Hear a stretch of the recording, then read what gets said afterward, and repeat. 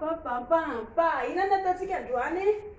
Ataontsika ilay mangitangitaka, mangitangitaka, mangitangitaka. Ataona manoatra zaho. Jereo fotoana zao lasa tsy mihetsiketsika le. Dia afaka midina indray zany kalabisikaly. Dia afaka miakatra indray. Dia midina. Ataona manao an'izay. Ilay tongotra andria. Atao manoatra an'izao ilay izy atao haingakaingana. Atao manaingakaingana ohatra an'izao ilay tongotra. Ohatran'ireny ihany dia hazakazaka ireny indrindra kalabisikaly. Dia avy eo rehefa indrirera avy eo ny eo. Dia lasa mahavita ilay izy, lasa manoatra an'izao.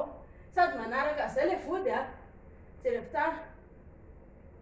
Raha ohatra izao ndrika hoe raha hoe ilay mbola te-hanatra ilay raha mbola tsy zatra izany dia afaka maka rindrina tohanana ohatra an'izao amin'ny rindrina ohatr'izao ny tanana dia afaka iny izao mihetsiketsika haingakaingana.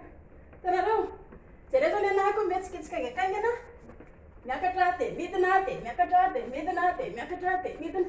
Dia ohatr'izay ihany koa raha ohatra ka hoe satria moa izany tsika tsy voatery hoe atao akaiky ny rindrina eto foana fa tsy maintsy hoe mba misy zavatra tsy maintsy mba hiodikodina koa amin'ny rehefa ilay mandeha iny. Dia indrireny manao an'izay. Eo aloha somary moramora dia alefa haingakaingana kely kokoa. Avy e, io zao efa manomboka mandeha haingakaingana. Dia amin'izay zao mandeha somary mafimafy. Io zao tsy mianjona ninina fa zaho kely no manao anazy eo a. Dia afaka miondrika indray avy eo. Miondrika kely, somary miondrikondrika kely. Dia ny tongotra koa moa amin'izay zany hitanareo ilay tongotra ambany amin'ny tsinga. Somary mitsinga kely ilay izy.